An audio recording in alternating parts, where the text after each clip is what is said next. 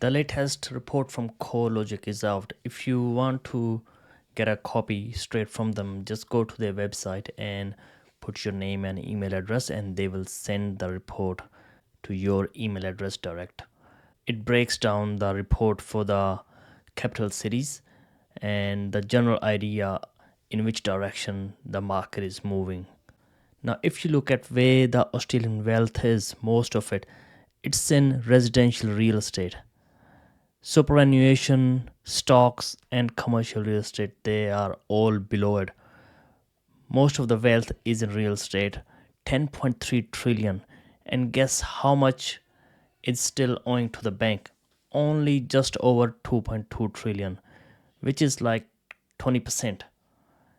No wonder why there are so many Australians have money in property and they're reinvesting it. That's why the market is keep going up, because people have money to spend. Now this report says the average dwelling values in the last 3 months have risen by 1%, but they're taking the average of all the capital cities and all the other big cities as well. In this report you can see Canberra, Darwin, they didn't really grow much. They were pretty much going sideways, while Hobart and Melbourne declined by up to like 1%. But Perth itself, just in the last 3 months, has risen almost 5%. Adelaide behind it, just behind, and Brisbane just over 3%. And in the past 12 months, Perth has risen 16.7%, following by Brisbane 14.8, and then Adelaide 10.3, and Melbourne rose by only just under 4%. What does that mean? The next 2 or 3 months, Melbourne would be the best place to invest. If it stays sideways for another year, then most likely after that, the Melbourne should be the price to invest, because then it will be its turn to go up, unless the market decides to drop, which is mostly unlikely. So keep an eye on the market, because when you go to invest in property, you don't just invest in your backyard. You have the whole Australia, and you read the market and you invest where the market is about to go up. Now, as we follow along the report, they are breaking down the report for the individual capital cities. In here, you can see Sydney grew by 0.2%. In the past quarter, it grew by 0.1%, which is pretty much nothing. But in the whole year, it was up 11.4%. Melbourne has been declining for the last 2 or 3 months, and but for overall of the whole year average is 3.9%. Brisbane in the past month grew by 1%, and the dwelling values for a quarter grew by 3.2%, and for the whole year it's almost 15%. Adelaide Adelaide is just behind Brisbane. In last month it grew by 1.1%, for the quarter 3.7%, and for the year just over 10%. And Perth is the clear winner for the last year. Just in the last quarter, last 3 months, it grew by almost 5%, which is ridiculous. And for the whole year, it increased by 16.7%.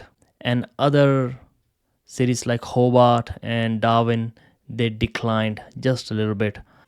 And further down in the report, the number of days it taking for the houses to be sold on average in every city, the most of it's sitting between 25 to almost 45 days, but Perth is only 11 days.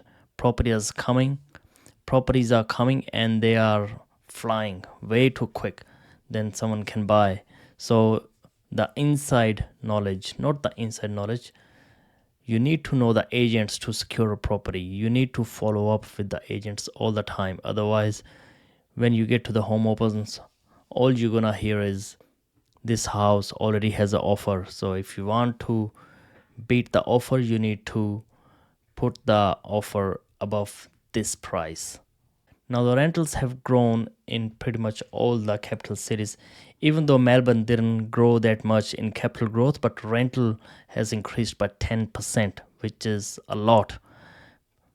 And so the Perth has been the highest in rental growth, just over 13%, then followed by Melbourne, 10%, and then Sydney, Brisbane, Adelaide, all above 8%, which is really good for the investors. Now, overall, even with the banks increasing the interest rates, it started in 2022, the rise of interest rates, it had no effect on the property market. Because of the COVID, all those shortage of supplies, the builders going bust, and then councils putting limit on builders with the amount of properties they can build. The speed of properties that they were building before declined because of shortage of supplies and builders, and because of that the demand increased because of the shortage of the properties. So I believe for the next 2 or 3 years, the property market just going to keep rising unless government take drastic actions to control it, which I highly doubt they can do anything. Which I highly doubt that they can do anything. They're probably just going to make some stupid decisions. So yeah, that's the property market. I will do the same report next week. So please watch and hopefully you get something out of this report.